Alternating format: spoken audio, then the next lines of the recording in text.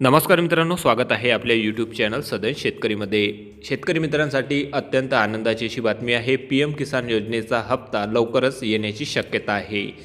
P M किसान योजनेचा 16वा जो हप्ता आहे मित्रांनो, या महिन्याच्या शेवटी येण्याची शक्यता असून या योजनेच्या संदर्भात आणखी महत्त्वाची अशी अपडेट आहे।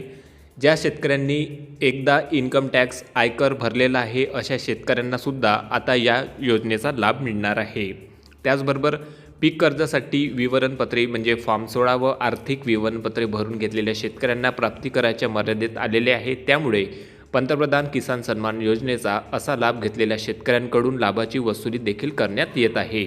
आता केंद्र शासनाने यामध्ये बदल केलेला असून यानुसार केवळ एकदा विवरणपत्र म्हणजे ज्या शेतकऱ्यांनी एकदा इन्कम टॅक्स भरलेला आहे अशा शेतकऱ्यांना आता पूर्वीच्या थकलेल्या हप्त्यासह फेब्रुवारी महिन्याच्या शेवटच्या हप्त्यामध्ये 16वा हप्ता देखील मिळणार आहे।